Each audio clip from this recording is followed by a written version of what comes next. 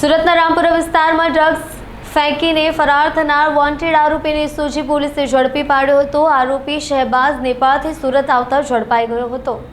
રામપુરા વિસ્તારમાં આજથી 3 મહિના પહેલા આરોપી શહેબાઝ નેપાળથી સુરત આવતા જ તેને પોલીસે ઝડપી પાડ્યો હતો। એસઓજી પોલીસે લાલગેટ વિસ્તારમાંથી 3 મહિના પહેલા રૂપિયા 1 કરોડનું ડ્રગ્સ પકડી પાડ્યું હતું, જેમાં હાલ પકડાયેલ મુખ્ય આરોપી શહેબાઝ ફરાર થઈ ગયો હતો। આરોપી પોતાના વતન યુપી ભાગી ગયો હતો અને ત્યાંથી બોર્ડર ક્રોસ કરી નેપાળ જતો રહ્યો હતો।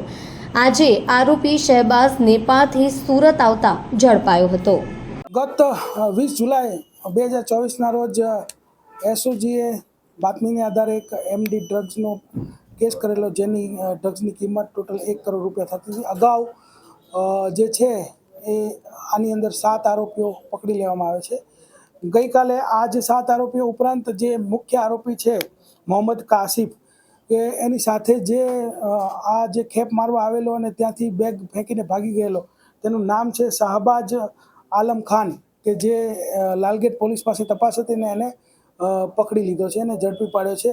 આ જે શાહબાજ આલમ ખાન છે એનો રોલ એ હતો કે કાસિફની જોડે ટ્રેન મારફતે મુંબઈથી એમડી લઈને અહીંયા આપવાનું કામ કરતો હતો અને એક ટ્રીપના એને અંદાજિત 15,000 રૂપિયા મળતા હતા। અને આ ઉપરાંત એ પણ માહિતી મળેલી છે કે પોતે પણ એમડી ડ્રગ્સનું સેવન કરે છે, એટલે આ કામ એ કરતો હતો।